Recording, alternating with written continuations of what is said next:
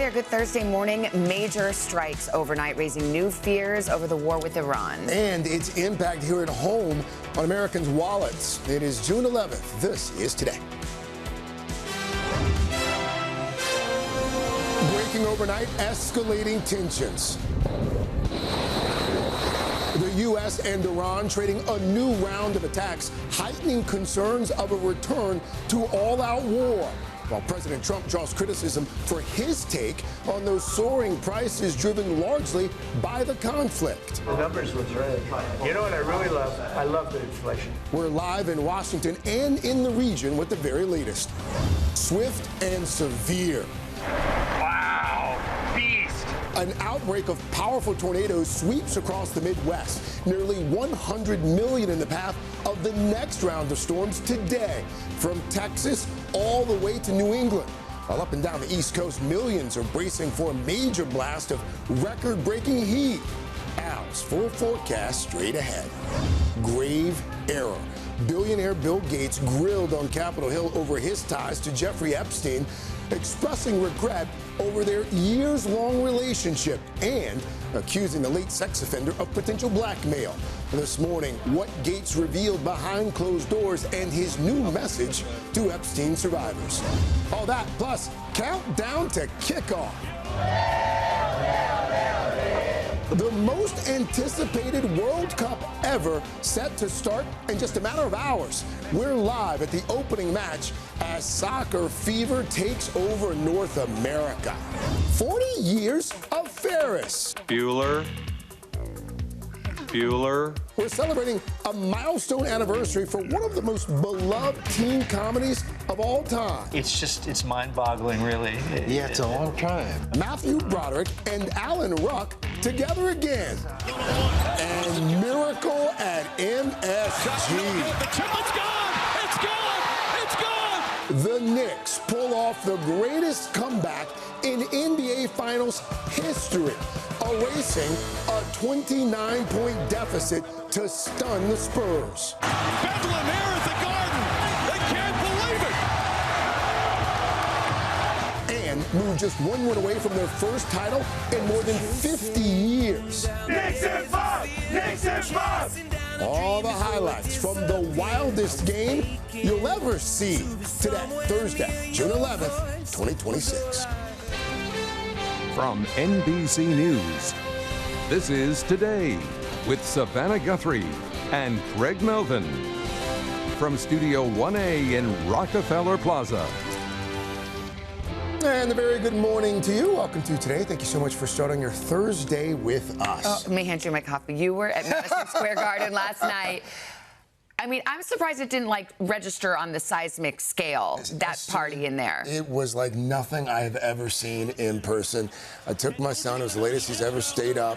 At halftime, just about everybody there at MSG were like, oh, this is over. And then all of a sudden, they claw themselves back into it. The largest comeback in finals history. When I tell you that place was electric. Oh my God, it looked incredible. It was. We'll talk a little bit more about the game in just a bit. But I'll tell you, the Knicks demonstrated once again last night they're a team of destiny. Wow, it feels like it, doesn't it? All right, we'll get to the thriller in just a bit, but let's get to the other top stories, including that severe weather across the Midwest, spawning tornadoes and damaging winds. This funnel cloud spotted tearing across northern Missouri. It was one of 14 tornadoes reported in just the last 24 hours. And it's not over yet. More than 90 million are at risk for severe storms again today. And some 80 million are under heat alerts with record highs expected in some areas. Al, of course, tracking all of it. Another major headline, we're watching those new U.S. strikes in the Middle East targeting Iranian communication and air defense systems. Meanwhile, the economic toll is growing here at home. Rising prices pushing inflation to its highest level in more than 3 years. We've got it all covered this morning. We'll start with our chief foreign correspondent, Richard Engel, and those overnight attacks. Richard, good morning. Good morning, Craig. President Trump just said that the U.S. military will attack Iran even more strongly tonight than it has over the past 2 days, and will, in a short amount of time, also take Harg Island, the center of Iran's oil industry. President Trump ordered more strikes against Iran. The U.S. military firing dozens of Tomahawk missiles overnight from warships and launching fighter jets. U.S. Central Command said Marine Corps, Air Force, and Navy assets fired precision munitions at surveillance capabilities, communication systems, and air defense sites across Iran. Iran fired back, retaliating for the second straight day against U.S. military locations in Bahrain, Jordan, and Kuwait. No reports of casualties. The long, shaky ceasefire has broken down and become negotiations under fire. President Trump overnight telling Fox News he would bomb the S out of them tonight unless Iran signs a deal. A point he stressed in the Oval yesterday to NBC's Garrett Hake. Well, we're going to be attacking them very hard. You're resuming bombing? Yeah, well, we are. Under pressure from rising gas prices, the president also touted what he said was a secret U.S. effort to guide oil through the Strait of Hormuz. You know, we've been taking out millions of barrels of oil. Nobody knows it. According to a U.S. official, the military has been working with the shipping industry to coordinate the movement of tankers through the strait. The effort has been previously reported about.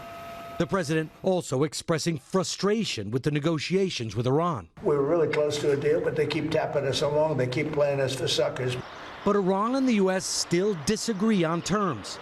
Iran insists a peace deal must also stop Israel's war on Hezbollah in Lebanon that has displaced hundreds of thousands of civilians. Mediators from Qatar who've been trying to broker a deal left Tehran overnight without reporting progress. Iranian media also report that recent U.S. strikes damaged a water treatment facility servicing 20,000 people. The Pentagon says it's aware of those reports. Craig?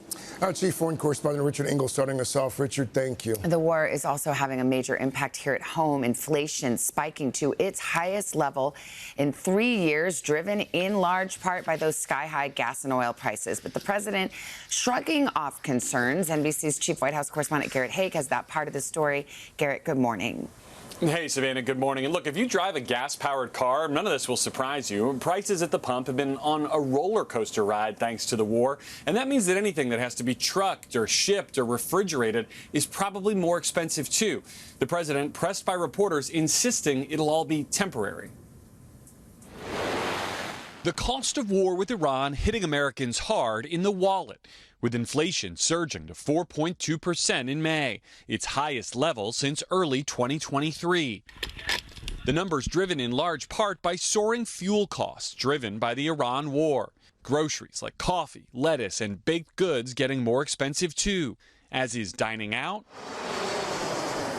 and taking off as jet fuel prices push up airfares. President Trump trying to put a positive spin on the tough economic news. The numbers were great.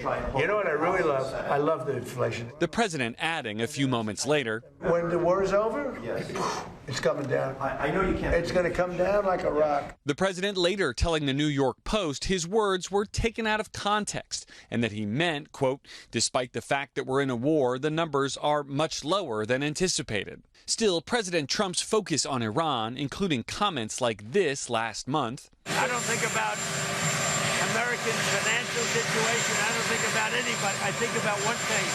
You cannot let Iran have a nuclear weapon.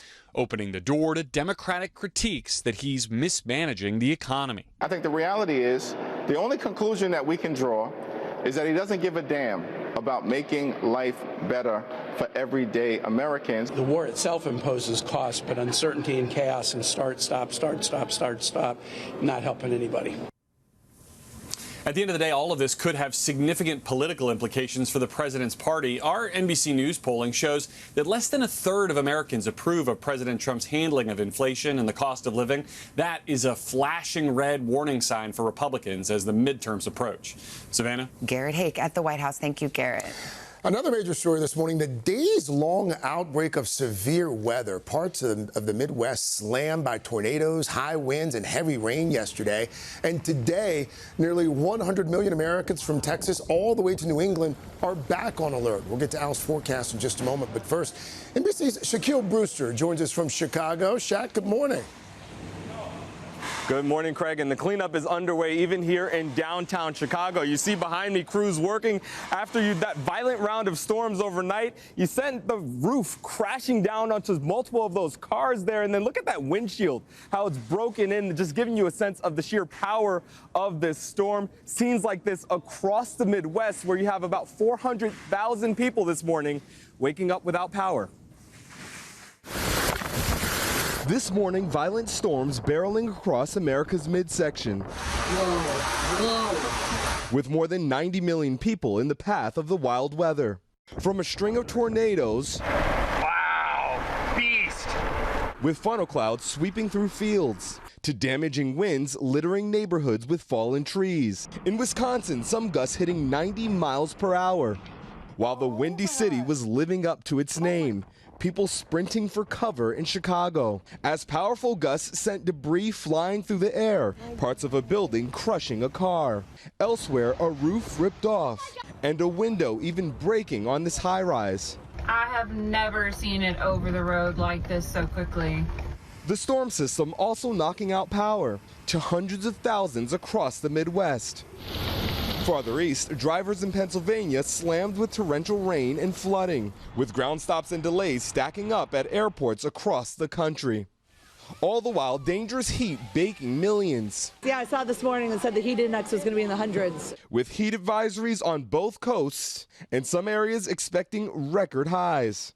A dangerous patchwork of extreme weather nationwide. Now, unfortunately, there is more severe weather in the forecast. Cities like Chicago, other Midwestern cities at risk of more of this dangerous wind, that rain, even possible tornadoes. We know that this weather is also expected to hit some major transportation hubs. You can probably expect delays today in cities like Chicago, New York, and Washington, D.C. Craig? All right, Shaquille Brewster for us there in Chicago. Shaq, thanks. Well, Shaq gave us the appetizer. Here's the full forecast from Al. What's up? On the main entree. Okay, thank you. Let's take a look. Good morning, everybody. We are looking at severe weather going on right now, moving into Iowa, where we got severe thunderstorm watches, tornado warnings, as well as this potent line of storms makes its way to the east from Iowa on into Illinois. Supercells with strong thunderstorms likely here in the northeast as well, into the mid-Atlantic states, but the enhanced risk, Detroit, Chicago, St. Louis just outside. And then we're talking about dangerous tornadoes anywhere from EF0 to EF2 or greater. And these are going to be intense. Moving through Chicago, big airport delays, as Shaq said. Tomorrow, the cold front approaches the east. We've got a risk of severe weather stretching from Burlington, Vermont, all the way down to Asheville, North Carolina. The tornado risk low. That's the good news. Heavy rain, though. Some rainfall rates 2 to 3 inches per hour, making for some flooding possibilities, especially in the upper Mississippi River Valley. And coast to coast, 80 million people impacted by heat advisories because of all that heat and humidity. It's going to feel like 99 in Charlotte, 104 in Norfolk, New Bern 101. It'll feel like 100 here in New York City. You can see feels like temperatures triple digits all the way into the Northeast and into the Mid-Atlantic. Guys? Okay, I will come back to you in just a few minutes. Meanwhile, we turn now to a dramatic day on Capitol Hill. House lawmakers grilling Bill Gates for hours, demanding answers about his ties to Jeffrey Epstein. Gates expressing regret for their years-long relationship and also accusing the late sex offender of potential blackmail.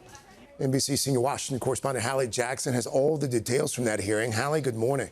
Hey, Craig, good morning to you. Bill Gates says he answered all the questions the House Oversight Committee had. In a closed-door session, one lawmaker called intense, others describing Gates as cooperative but occasionally a bit combative. As the Microsoft co-founder reveals, Jeffrey Epstein, he says, tried to use knowledge of his affairs to pressure him.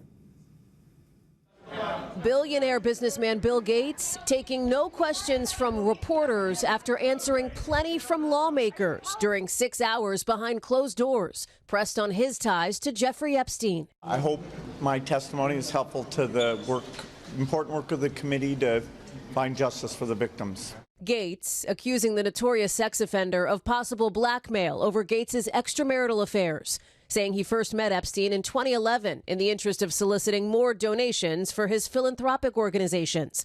But Gates says he cut Epstein off when it became clear that was a dead end, acknowledging his affairs, saying Epstein was working to use information about my infidelities, in addition to many lies that he layered on top, to pressure me to re-engage with him. I think that Epstein saw a vulnerability and tried to use that as leverage. It's pretty clear to me, though, that Epstein was a friend collector. You know, he just liked to have people around him that were big deal. Lawmakers say Gates was asked about emails Epstein appeared to have drafted to himself in 2013, suggesting he helped Bill get drugs after sex with Russian girls. Allegations Gates has denied. Mr. Gates does believe that Mr. Epstein would write emails that were oftentimes untrue. Gates has not been criminally accused of wrongdoing and says he never saw nor had any indication of Epstein's criminal conduct. Quote, I never went to his island, his ranch, or his Florida home. I have never victimized anyone. Gates does acknowledge meeting with Epstein was a grave error in judgment. The two first connecting well after that controversial 2008 sweetheart plea deal that saw Epstein serving 13 months, including work release on 2 state charges in Florida. He said he knew that Epstein had been convicted of some kind of sexual misconduct, and he regretted not researching the details of it. The House Oversight Committee now wants to hear from Acting Attorney General Todd Blanche as the Epstein controversy continues to hang over the Trump administration. New reporting spotlights the crisis management inside the White House over the last year, with the New York Times describing the president's top advisors huddling in the Situation Room. A White House spokesperson, in a statement to the outlet, praised the president's handling of the Epstein case, even as new polling shows just 10% of Americans think that his administration has helped hold Epstein associates accountable. Craig? Our senior Washington correspondent, Hallie Jackson. Hallie, thank you. Pope Leo offered his formal blessing to the highest spire of what is now the world's tallest church. The Pope holding a mass last night at the iconic Sagrada Familia in Barcelona, the newly completed Tower of Jesus Christ, standing 566 feet high, crowned with a 5-story ceramic cross. More than 120,000 people filling the streets below as fireworks and drones lit the night sky. It all comes 144 years, Craig, after construction on the modernist basilica began. You can never trust what contractors say about when it's going to be delivered, you know? Probably came in over budget. Yeah. Let us now get to that story that folks are going to be talking about today. Not just today, likely years to come. That miracle at Madison Square Garden. The New York Knicks pulling off the greatest comeback of all time in the NBA Finals, stunning San Antonio to move just one win away now from a championship. 53 long years in the making, and NBC Sam Brock was there for the whole thing. Sam, good morning. Craig, Savannah, good morning. That is not hyperbole. The greatest comeback statistically ever. Even for those of us who watched every minute of that game, there is still no way to explain what just happened. The Spurs scoring 76 points in the first half, just 30 in the second. The Knicks could not buy a 3. Then all of a sudden, through sheer grit, red-hot shooting, and an incredible putback from OG Anunoby with 1 second left, they made history. If you're going to break a 50-year championship drought, It's gone! It's gone! It's gone! With 1.2 remaining! OG Anunoby! Bedlam here at the Garden! They can't believe it! this might as well be the way to do it. Knicks hero OG Anunoby with a breathtaking putback. Perfect timing! Punctuating an incredible comeback from 29 points down. That's it! It's over! The greatest comeback in NBA playoff history! Putting the Knicks up 3-1 on the Spurs. Now just one win from a title. We believe in ourselves. We've come back before. We're battle-tested. We're mentally tough. We're a resilient group. The improbable outcome, leaving courtside celebs like Jerry Seinfeld mouthing, "I can't," and watch parties around New York breaking out into bedlam. Many fans erupting even in the skies. Yes! Fans outside New York's lockdown frozen zone say they never lost faith. Knicks in 5! Knicks in 5! Knicks in 5! The greatest finals game in my lifetime. The comeback built on tough Jalen Brunson buckets. The Knicks take the lead with 1:22 remaining! Captain Clutch scoring a game-high 36 points, but also coming from some unlikely contributors like Brooklyn native Jose Alvarado. Open look, Alvarado three-pointer. It's good! Back to 4 with 3 minutes remaining. The wild swing coming after the Spurs pummeled the Knicks in the first half, with Victor Wembanyama looking nearly unstoppable. Coming off a great game 3, ducks up and under her, rolls around and drops in. But the Knicks turned it around. With celebrities like Taylor Swift and Timothée Chalamet in the arena cheering on the unprecedented comeback, the largest in finals history, the biggest star in the building might have been number 11. One word that captures that all is just believe. The celebrity's faces tell the whole story, right, guys? A couple other notes that can't go unmentioned. Before his tip-in that may change Knicks history, OG Anunoby had a game-saving block of De'Aaron Fox with 11 seconds left to preserve a one-point game. And Jose Alvarado, I love this, the Knicks' backup point guard. He went undrafted in the NBA, grew up in New York and Brooklyn. He was acquired by the Knicks mid-season, a stealth move. He scored all 8 of his points in the final quarter. He was huge in turning the impossible into the all-too-real. To see that in person, Craig, I can't even imagine on your bucket list where that ranks. Here's the thing. We've both been lucky enough to see some major sporting events in our lives, like in person. Never in my life, in my 47 years, have I seen anything like that. And my son, at one point, this is the video that I shot last night on that winning shot. You'll see it here in a second. There's the tip-in. And then, of course, we start high-fiving and nearly falling over. But, I mean, that was all of MSG. You had a stroke. That was all of MSG. Oh, my God. I mean, it was epic. It was epic. One for the ages. So, go Knicks. Cool. All right. Go Knicks. Al said you heard the noise. We literally gone to bed right after and the half, and Deborah wakes me up and says, "What's that noise?" It was the cheering from the bars out on 3rd Avenue, so we turned the TV back on. Yeah. And, my gosh, unbelievable. And the fact that the Knicks beat 6 Spurs players, including the refs. Wow. So that was well played. He's not What wrong. was that? He's not wrong. I mean, please, Anyway, let's show you what's going on for today. Come on, refs, please, where are the fouls? Anyway, hot and humid up and down the East Coast. We're looking at a severe outbreak, as we told you, up in the upper Great Lakes, hot and dry out west. We're going to do your local forecast in the next 30 seconds. Fingertips putting on the show. Can't you tell that I want you, baby? Yeah. Like sweat dripping down out of it all. You know, no chance that I'm leaving here without you on me.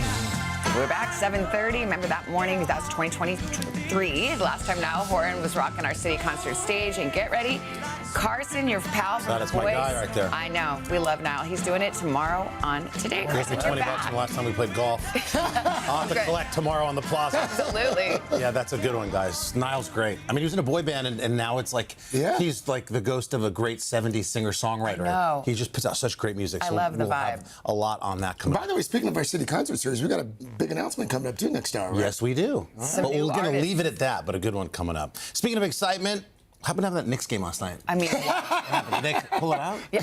Oh, yeah. You didn't hear? Yeah, I heard. Soccer fans have been counting down to this day for years. That's the start of the 2026 FIFA World Cup. It's now just hours away. Yes, it is the largest single sport event on the planet. And over the next 6 weeks, stadiums are going to be filled across the U.S., Canada, and Mexico. And speaking of Mexico, NBC's Stephanie Gosk has made her way to Mexico City for today's big kickoff. Steph, good morning.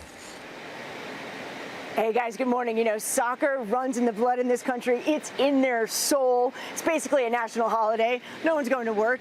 Kids aren't going to school. And in just a few hours, the stadium is going to be packed with more than 80,000 people as it gets set to make history, becoming the first stadium to host the World Cup for a record 3rd time.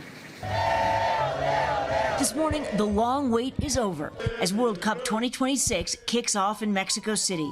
It's a place where people live, breathe, and dream soccer. The first game between the home team Mexico and South Africa, taking place in a stadium that has been home to some of the biggest moments in the sport's history. And Pele! Brazil snagging the cup in 1970 off of Pele's magical header.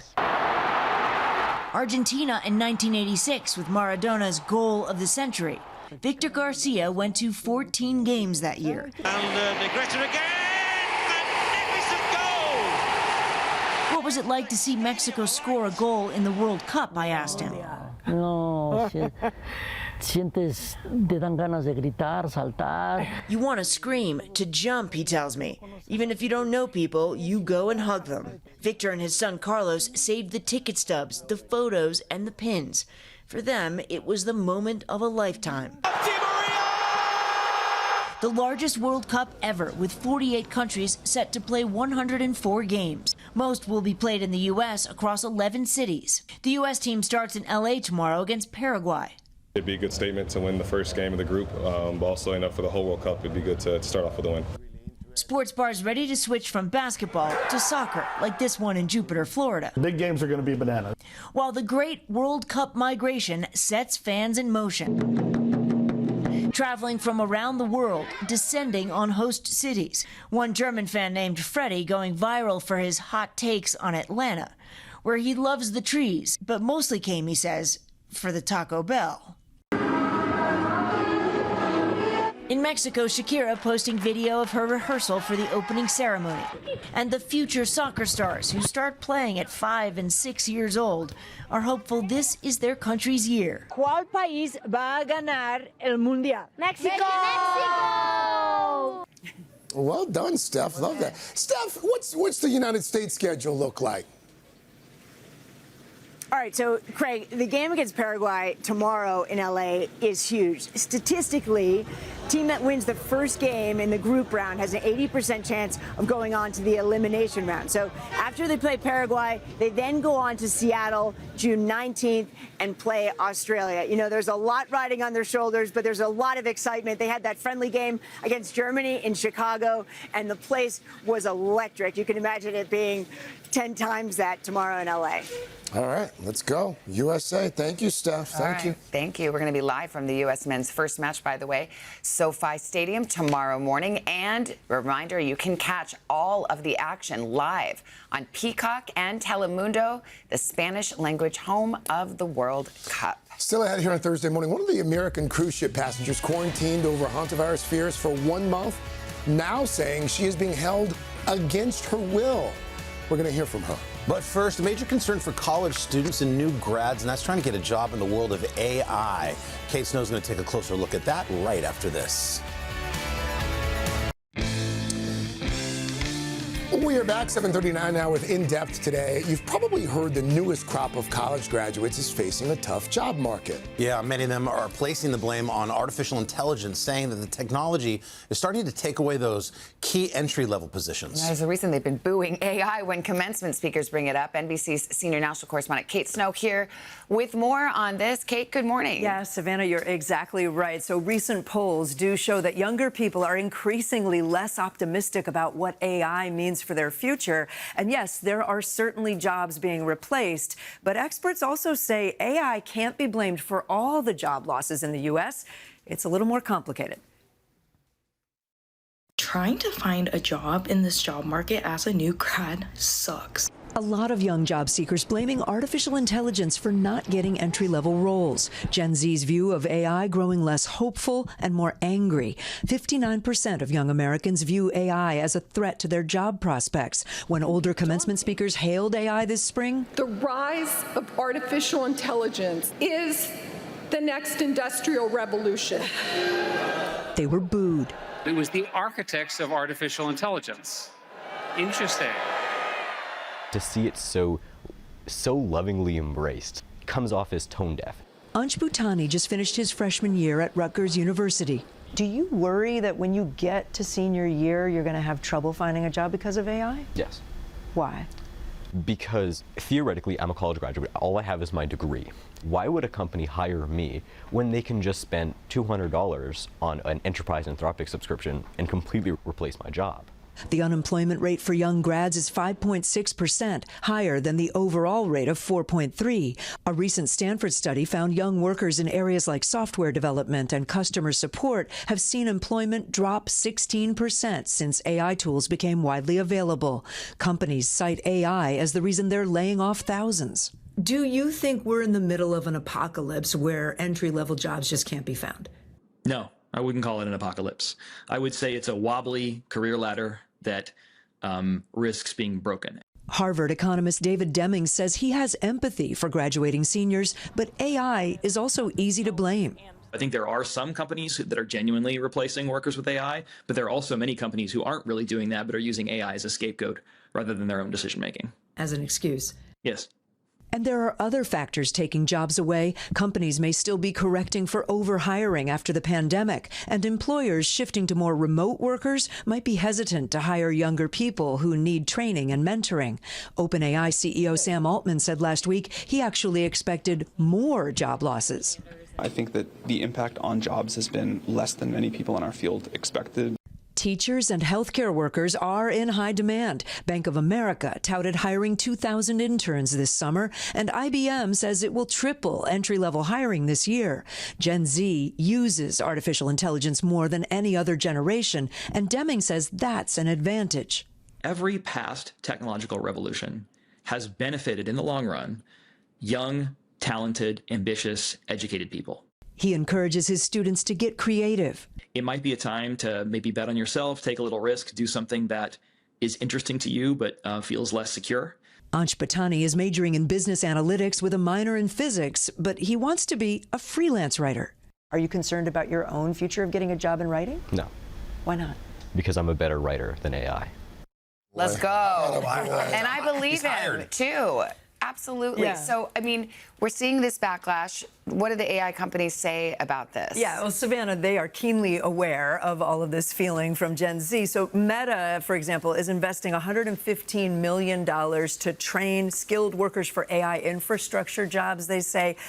Also, we have news from sorry, I lost my place. Microsoft last year committed cash and technology donations to expand AI skills and education. So they're trying to do things around the edges, but, you know, as we just laid out, there are those job losses. Well, it's going to be, I mean, we'll see. We're in a transition period. It was interesting to hear Sam Altman say he thought it'd be worse. Yeah, exactly. They were expecting maybe worse job losses. Oh, all right. Yeah. Thank you, Kate. Thanks, Kate. Important story. Thank All right. you. Well, there's no AI here in the studio for weather, just AL. And by the way, thank you very much. We HVAC people, you are going to be in demand for the next couple of days. Big area of high pressure, pumping up all this tropical mugginess, traveling 3,000 miles from the Caribbean all the way into the Northeast and the Great Lakes. Heat index, that's what it feels like when you add that high humidity. It's going to be 5 to 12 degrees above the average air temperature. Peak of the heats today and tomorrow. Records more than 50 are going to be challenged from Columbia all the way to Worcester, Mass. We are talking heat indexes into the upper 90s to the triple digits from Raleigh, Chicago, Detroit, and here in New York City. That's what's going on around the country. Here's what's happening in your neck of the woods. That's your latest weather. Hashtag PSSP. All right, guys, let's get to your PSSP. Last night, Kenny Loggins stopping by the Tonight Show with Jimmy Fallon. Was Fallon even there? He was at the game. How'd it go? The two took to the classroom instruments. Remember this? They get in that tiny room there and reimagine some of Kenny Loggins' greatest hits, including Danger Zone, but it wouldn't have been complete without a little Footloose. So halfway through the set, this happened. Everybody listen to me. I object to this kind of music. It's illegal in this building. Illegal? But we're just having fun. Jump back! Hey, I thought this was supposed to be a party. Let's dance! Now I gotta cut it. Kick out the Sundance Blues. See, Louis, pull me off of my knee. How about that, guys? Thank you. Little Kevin Bacon. Kick off the skit. That was great. Yeah. All right. Done. That'll do it. All right, thank you. We got the morning boost. Jenna is here. What you got? Hi, guys. Okay, have you ever squabbled over something blocking your view? Then stick around because we have a big debate to get into right after this. All right, back with a little boost from JVH. Okay, this morning we are embracing a very important debate. This video is going viral, captioned, "My husband asked me to move the plant that is blocking the game." You can see that greenery taking up just the teeniest corner of the screen. The comment section lighting up, including the reaction. They play at the garden, not in the garden. All right. Jeez. Yeah. So, guys, what That do would you drive me say? absolutely crazy. I'd have to That move that. tiny little thing? Yes. I say move it. Yes. You got to have the screen completely clear. And how hard is it to move? I mean, come on. I know, it is a small plant. But you'd be okay with that? It is ridiculous. I'd be okay with that. I feel like that tiny little thing is not going to Let me ask you this, for just that game, because of the tension, or for anything you had been watching? You gotta move the garden. that game, but okay, anything. Okay. What about you? You could watch the pit with that tiny... It would bother me. Would it? Yeah. Thank you. Because once you see it, you can't unsee it. Right. Okay. Coming up, the star of Disclosure Day herself, Emily Blunt, will be here. Back to your local news. Doing weather.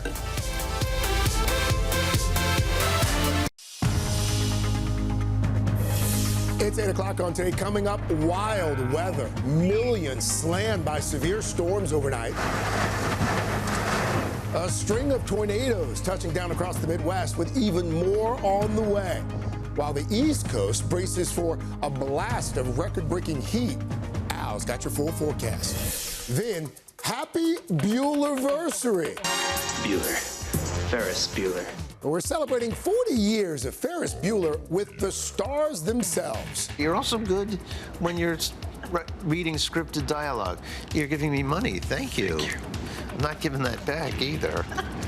As we look back at the movie that everyone can agree on.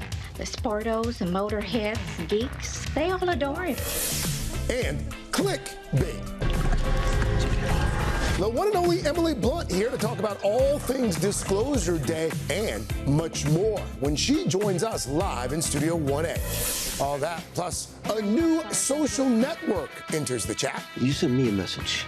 What would you like to talk about? Cinema's latest obsession, Curry Barker, live. Thought we were having a nice day. And get ready to pack the plaza.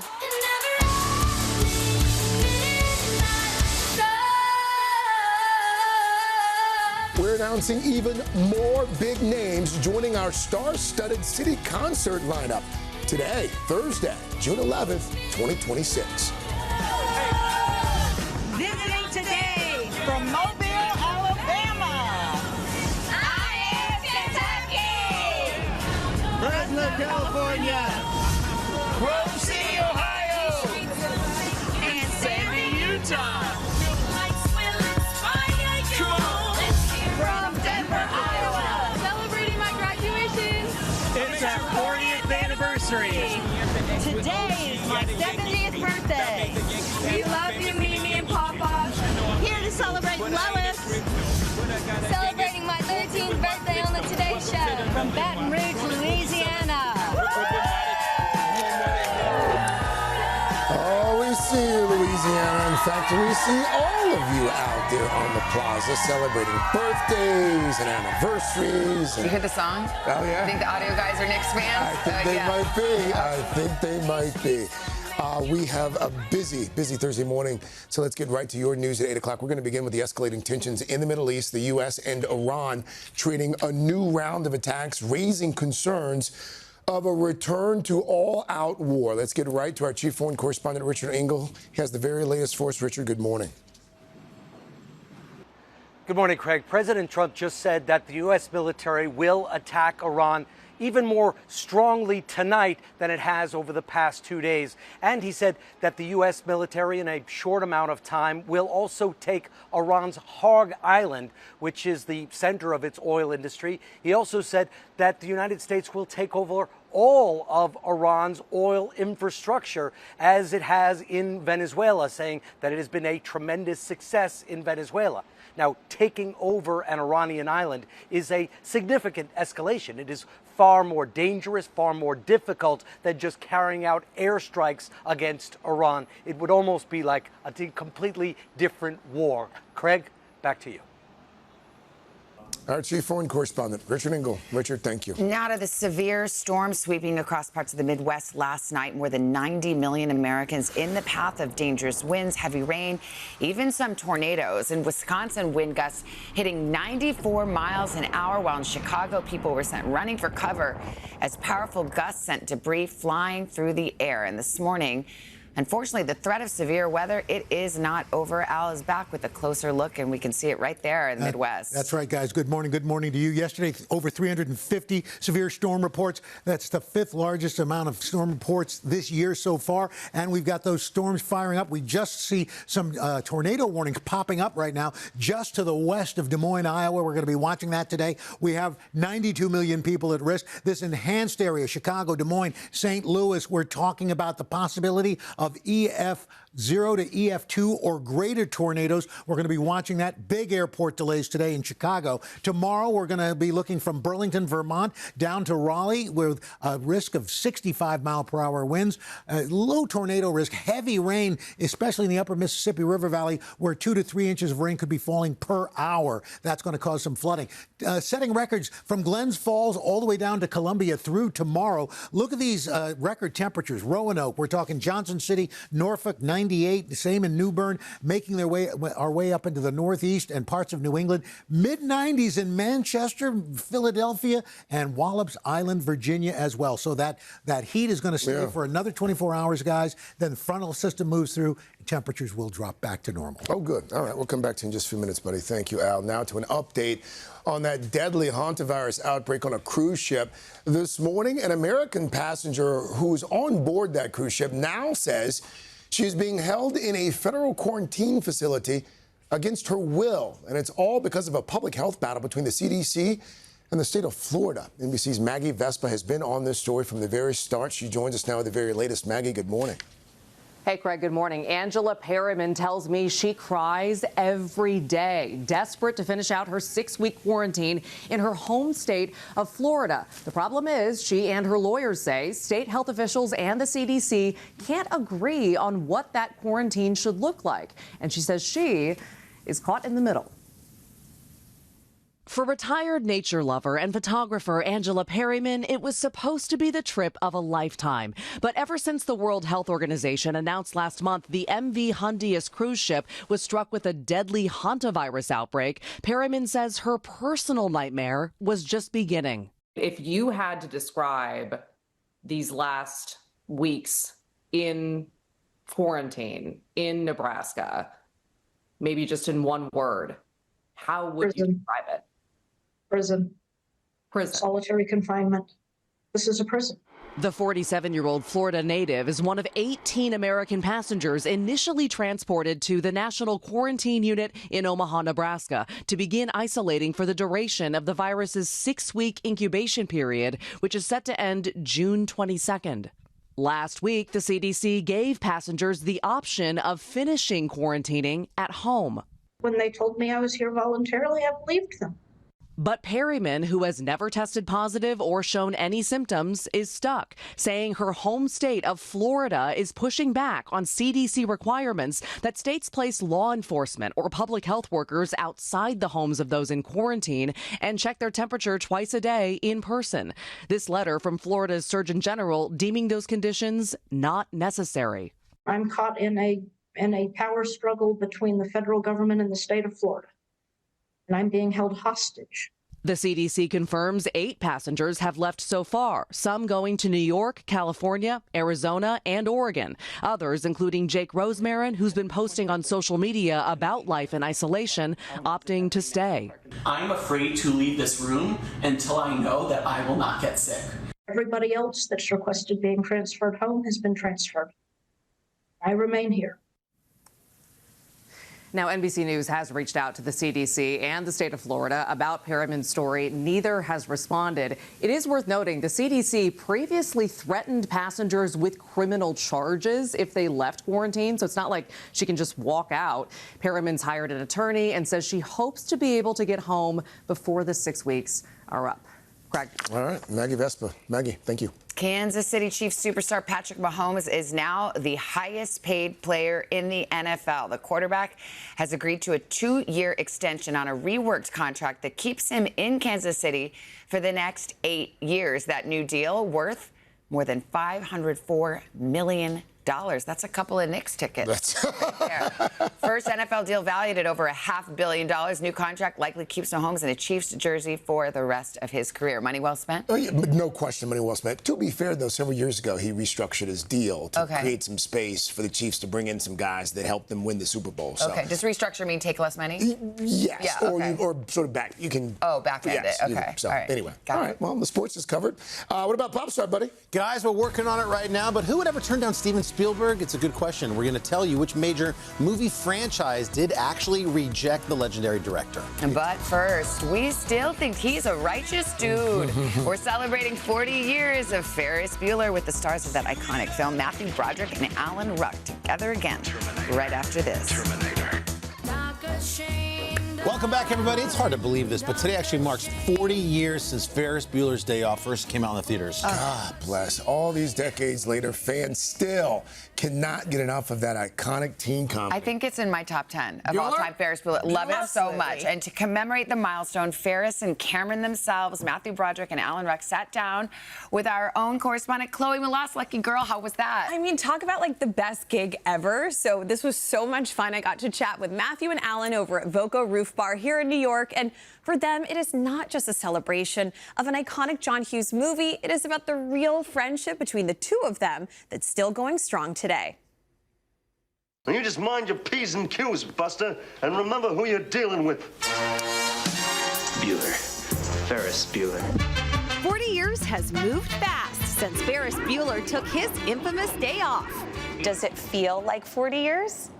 Yoy. It's mind-boggling, really. Yeah, it's a long time. If you're not over here in 15 minutes, you can find a new best friend. You've been saying that since the 5th grade. Matthew Broderick as the charismatic Ferris, and Alan Ruck as his neurotic best friend Cameron. The classic teen romp that made skipping class cool. Bueller.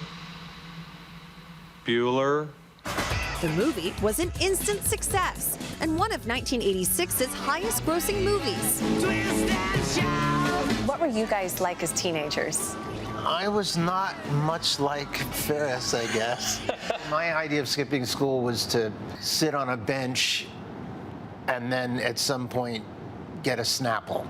That was about So you the weren't big stealing day a off. car? Wasn't stealing a car. No. I ditched school for 7 days in the 5th grade.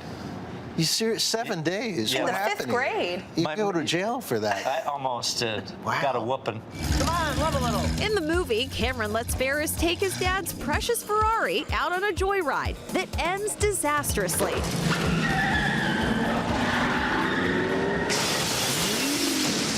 What do you think Cameron's dad said to him when he found the car? I don't think Cameron survived that day. I think his dad spent the rest of his life in Joliet prison. I think it woke his dad up to that there was a problem and things got better. You're so positive. Behind the scenes, the bond between the two actors was unmistakable. Are you sick of working with me yet? I'm not sick of working with you. I'm sick of hanging out with you. Yeah. Talk to me about this friendship right here. We did this play, Biloxi Blues, about a year before we did Bueller. I just think it's a similar sense of humor, so that was easy. I remember first meeting you. So he was like the cool guy from Chicago, you know, with the grease in his hair. After Ferris Bueller, Broderick became an 80s icon and took on Broadway, while Ruck's star has risen thanks to HBO's Succession. If Willie doesn't come back, that's fine, because I don't need love. They've always stayed in touch, and now they're teaming up once again. You all are working together again on a movie called The Best Is Yet to Come. What was it like to film together again after all these years? It was great, I thought. Yeah. And like no time had passed. He's great. I love working with him. He's so fun to talk to between, but you're also good when you're reading scripted dialogue. You're giving me money. Thank you. I'm not giving that back either. This worked out. 4 decades later, this duo's still going strong, and so is Ferris Bueller's popularity. The movie remains a cult classic that helped shape a generation. I recall Central Park in fall. My joke always was when people said, will there be a sequel? I said, we're going to wait until we're in our 70s and Cameron's in a home, and then Ferris comes and, like, you know, liberates him. Get out of that bed. Yeah. And, like, then we go do a bunch of something nasty stuff, and then Cameron dies. I'm dying. You're not dying. You just can't think of anything good to do. As for that famous last line, life moves pretty fast. You don't stop and look around once in a while. You could miss it. What does it mean to you, those words, now looking back? I think it is moving, and I think it's that fleeting feeling of when everything was in front of you, hope. All things were possible. Yes. If you just stay in the moment and enjoy what you have, you'd be all right. It's over. Go home.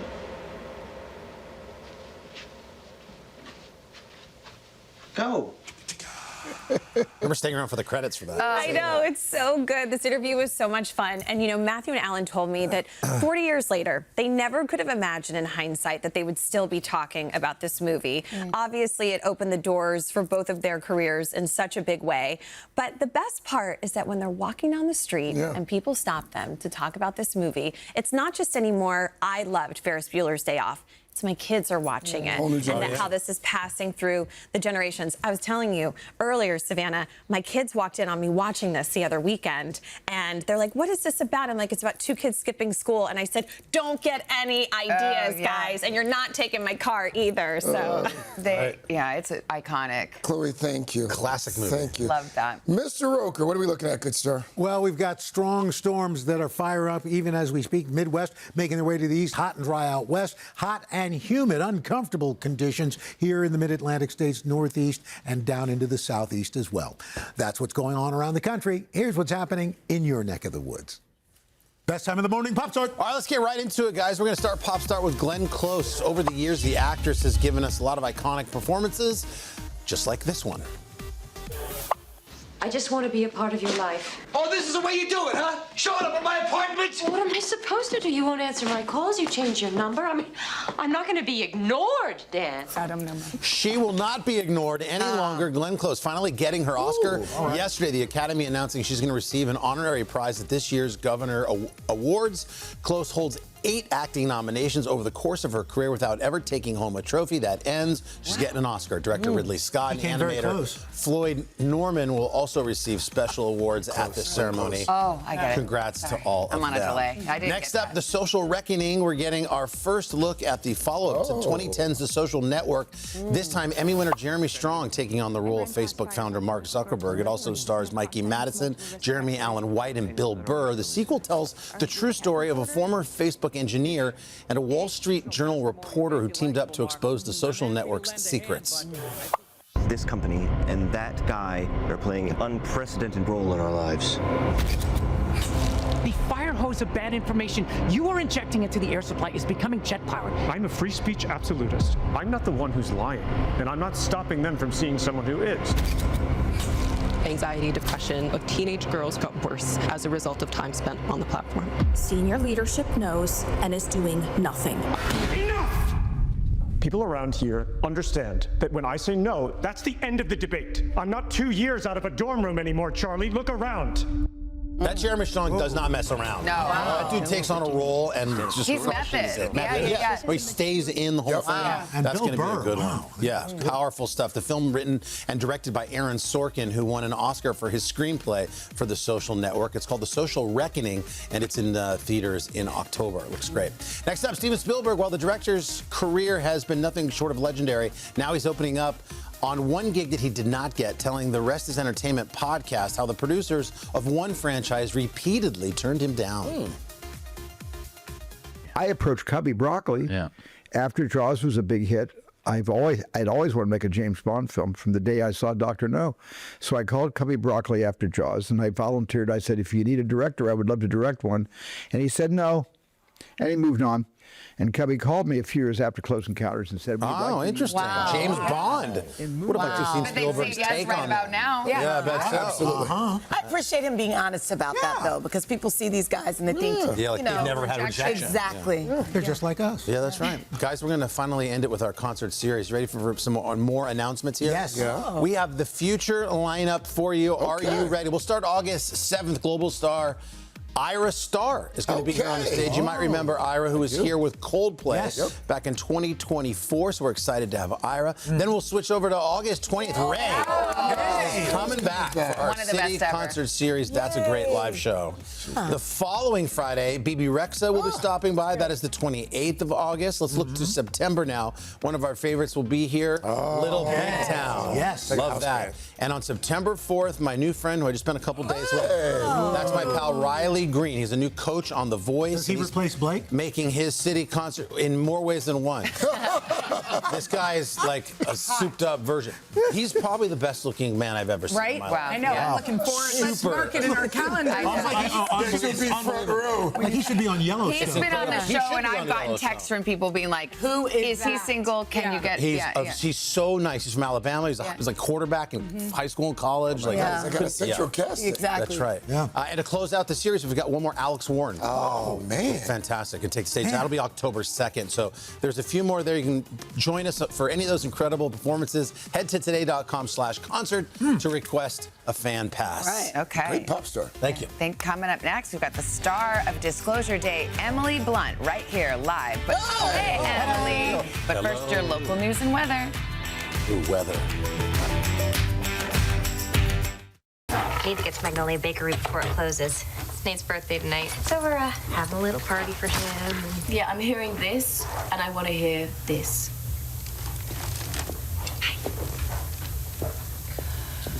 I love my job. I love my job. I love my job. We are back with Emily Blunt's breakout role in the original Devil Wears Prada. She has, of course, gone on to captivate audiences in films like A Quiet Place and Oppenheimer.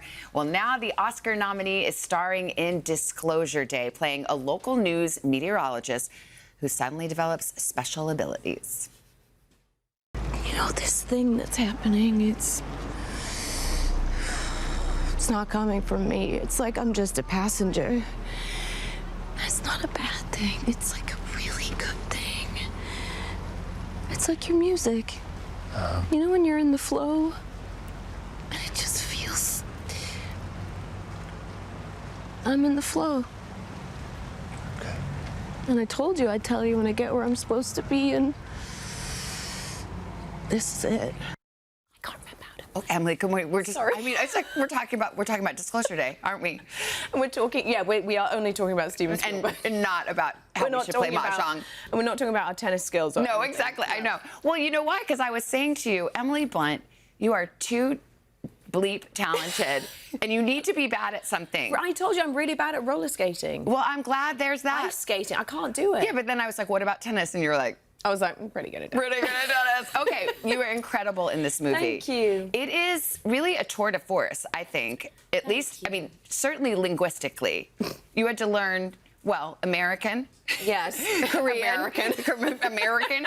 Korean, Russian, alien. Yeah. All of them. Yeah. All of the above. I think the Korean was the hardest. Yeah. Just the intonations and everything. You could be saying something you really don't mean to say if you intone in the wrong way. And so that was the most challenging one, I think. And I heard John didn't even know, your husband, John Krasinski, didn't even know that until he saw the movie that you had done this. I mean, he knew I was sort of dabbling in it, but I don't think he knew to what extent. Yeah. He also doesn't tend to read scripts that I'm doing. He likes the big surprise. He likes the reveal. Yeah, I love that. So in the movie, I mean, it's Spielberg. This is your first time working with Spielberg. Okay, so what was it like? I mean, he's a big disappointment, right? He's such a disappointment. He's just completely magical. He's like a tornado of talent, and this relentless pursuit he has every day to sort of kidnap his audience with whatever shot he chooses, emotional moment he chooses. He's an icon, although he doesn't wear that heavy. He kind of doesn't want you to look at him like that. I know. We had some clip from it was like a behind the scenes, and y'all are singing together. Oh, it's he's like the cutest. Some people know that they're the thing, and they like to lord it over you, and he just seems like a sweetie pie. He's the sweetie pie, and on set, his set chair says Dad on it. Because I know. I mean, come on. He is everyone's movie dad. He's another one that doesn't seem to have any faults. I can't stand it. You obviously love the movie Jaws. Yeah. Did you, like, did you tell him? Were you able to blurt it out? The first time I met him, I really tried hard not to blurt it out, but he's good at kind of going with you on movie stories. Yeah. So, like, tell me about this day, and tell me about when the shark broke. Like, he'll tell you. You know Hollywood loves a reboot. Oh, like, yeah. what about, you could be Haven't they made 18 Jawses right now? I don't know, not with Emily Blunt. You could be the crusty old sea captain. Though I'm not good in the water, that's another thing. Oh, good, okay. Don't like it. No. Are you good in the ocean? What do you mean good in? Like will I get in it? Are you scared? Oh yeah, I'm scared. Okay. You know, I get in and I'm not, and then if your mind goes there, you really can start getting scared. You know when you're swimming out and it just gets that much colder? Yes. Because of the depth? Yeah. I'm like, I'm out. Yeah, once you start imagining it. It's so fun. Speaking of, A Quiet Place 3 is about to shoot. I can't watch these. You've never seen them? I can't because I'm scared to be scared. I get it. Do you like a scary movie? No, no. I just told that lovely man who directed Obsession, I said, congratulations, I won't be seeing that film. That is 100% how I feel about it. We just had somebody on for Cape Fear, and I was like, I've got to trade interviews. I cannot watch Cape Fear. Can't do it, can't watch it, don't want those images in my head. I will have sleepless nights forever. But then how can you be an actress in a scary movie? Well, because John Krasinski wrote a really good script. Your hubby. Yes. He wrote and he directs these. Yes. What's he like to live with when he's directing? Oh, he's insufferable. Is he annoying? No, he's so chill. He is able to compartmentalize Yeah. this mammoth job, which is all-consuming, and then he'll still take the kids to school. He's great. You can tell him to take out the trash. For sure, yeah. Speaking of home, your friend Matt Damon was here, and he left a question for you. Matty? Let's roll it. Oh, God. Who's your favorite co-star who lives in the apartment above you? I don't know how many people really know. You literally live below Matt Damon and his family. Yeah, and he loves that we're below him. Yeah. I think he prefers that. Yeah, exactly. Do you ever take like the room and to go tap on the ceiling up at? He's actually a few floors up. Oh, He's okay. really above us. Oh, he really. He's like got penthouse. the roof. Yeah. Oh. But he does let me take my dogs up to pee. So. Oh, that's nice. Yeah, Okay, he good. does, yeah. He is. He's like kind of like your landlord in a way. He really How is. did who moved there first? Who was there first? I think we were. Oh. I think we were. No, maybe we weren't. I don't want to take credit. I don't want to take credit. Yeah. He's too above me. I know, he is. So he's, you guys, so you've got a Quiet Place, Devil Wears Prada 3. Oh. I stopped you on the street and said I loved it. I'm like, y'all pulled it off, it's great. Thank God we did. You really There was did. such a fever around it. I was like... Well, it's one of those things when there's so much buildup. You're like, please let it just be. So Devil Wears Prada 3, are you in? I mean, if everyone else is, I mean, if Meryl...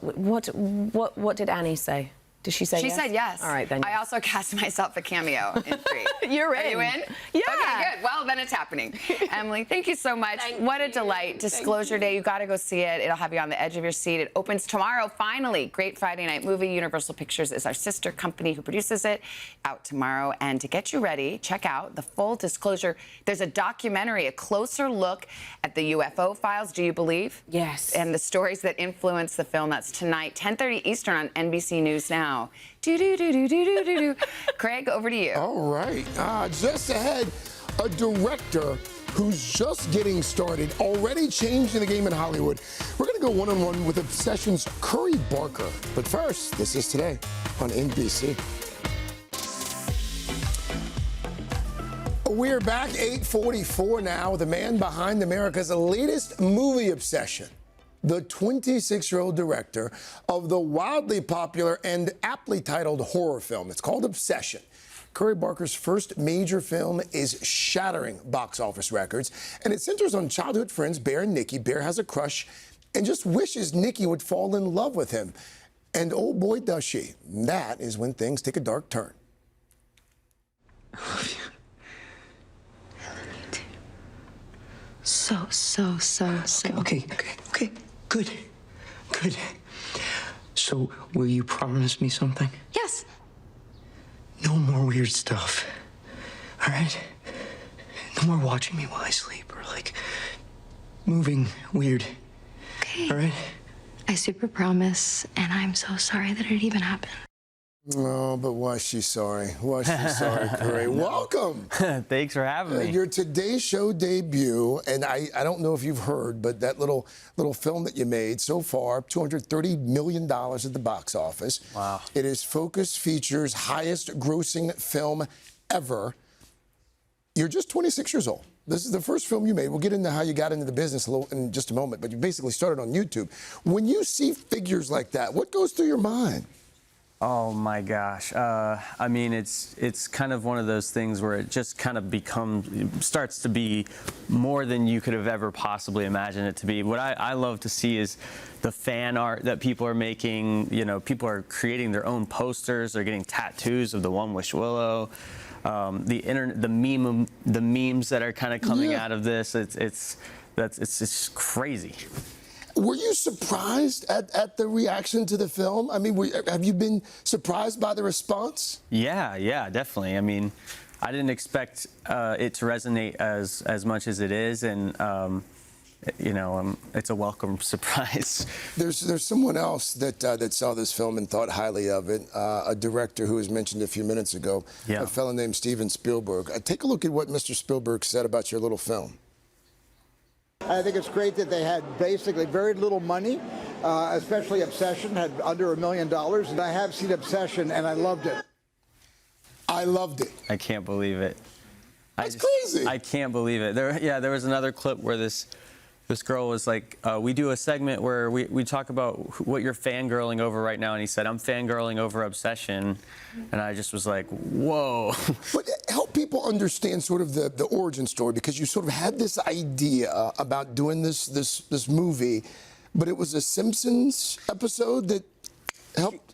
Kinda, yeah. I had this idea for a while that I had been playing around with in my notes in my phone, where this girl was obsessed with a guy, or a guy was obsessed with a girl, and then we were all gathered around at my house to watch this Always Sunny in Philadelphia episode that I was on, and it's live, right? So before the episode, there was a Simpsons episode that we all watched too, and it just happened to be this episode where they had a monkey paw, and I was like, oh my God, this is it. Like, this Obsession idea I've had, like, this is my way in. What if it's a Wish Gone Wrong movie? And so the Simpsons episode did kind of inspire the magic of the movie and everything.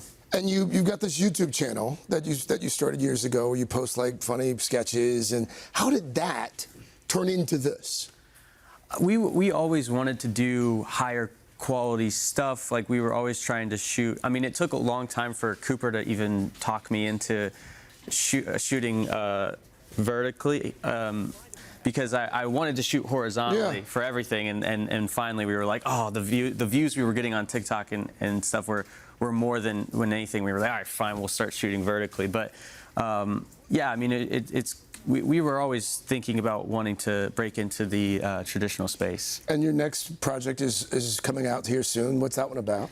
Anything But Ghosts. It's about these two ghost hunter con artists that they don't even believe in ghosts themselves, but they con people that they're taking care of the spirits and stuff, and something crazy happens. And then you're going to direct the first horror film that you ever saw. You're directing Texas Chainsaw Massacre. Yes. Coming full circle. Full circle, yep. Haven't even started writing that one yet, so. We're so happy for you. I'm proud of you. Keep going. Thank you so much. I hope this is the first of many visits to Studio 1A. Curry Barker, thank you. And folks, if you haven't seen it yet, you can see Obsession in theaters everywhere. Oh, Savannah. I'm too scared, and I really want to, because it sounds amazing. Congratulations. Thank you. Coming up next, Adriana Brock is here to show us what we can shop this week, including big summer sales to step up your beauty game. But first, this is Today on NBC.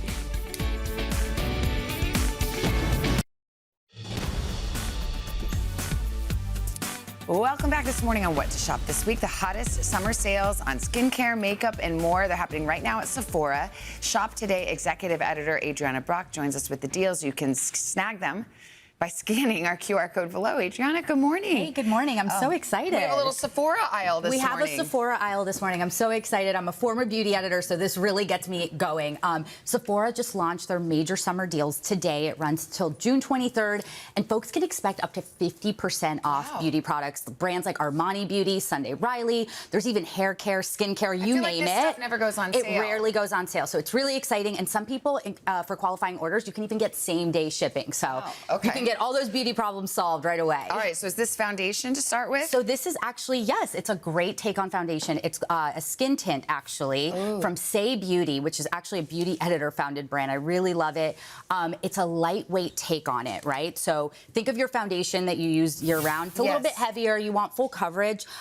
This is a lightweight serum-inspired version made with hyaluronic acid. It's really lightweight, and it gives you this, like, dewy, like, really natural finish. I like to put this, like, under makeup too sometimes can make it a little glowy. Exactly. You put a little blush on over it, which actually is a great segue for the next product. Okay, well done. And I will say this is 50% off, which is the biggest deal. Okay. Yeah, I'm really excited.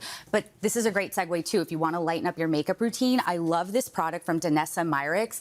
It is a 3-in-1. It does 3 jobs in 1. So this is going to get your eyelids going, really glowy and beautiful. Wait, eyelids? Yes. I thought you that could was use lip it on your gloss. Oh. You could use it on your lips too. Use it on your cheeks. It's a great 3-in-1 product. It's on sale right now for 30% off, and it comes in a bunch of different shades. And I literally paired it with the Say Beauty foundation for like a really easy summer, like especially with the humidity out. Yeah. You want an easy, lightweight beauty Or throw routine. it in your your beach bag or your pool bag, because it does so many different things. Exactly. Okay. Exactly. So those are like the 2 best makeup picks, I would say. Okay, what do we have here? Okay, skincare routine. When people ask me about my skincare routine, I always joke and I say, it's good genes. And this is what I'm talking about. It's my mom joke.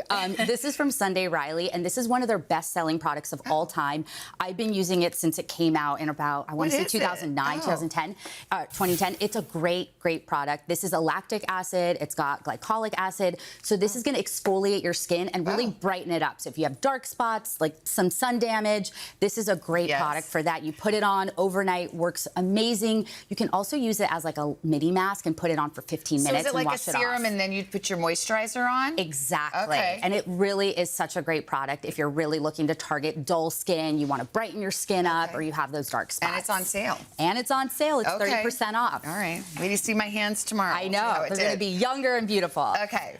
And then the next product is also kind of like a really great compliment to the Sunday Riley. This is from In Beauty Project. It's called the Extreme Cream. It went like super viral a few years ago, and people really like it because it's a great anti-aging moisturizer. And it works really well with any other product you have in your routine. What I personally love about it is the ingredients. They're really gentle, so they work well on many skin types. And it's made with a plant-based retinol, which like you always hear dermatologists talk about retinol, but it can be a little harsh for some folks. And this is a really nice light version of it. Okay, yeah, I like a light moisturizer on a hot day. Exactly. Yeah, okay, cool. So this is your do-it-all. And last but not least. Yeah, so we need sunscreen. I know sunscreen's a hot topic right now in the summer. Everybody needs it.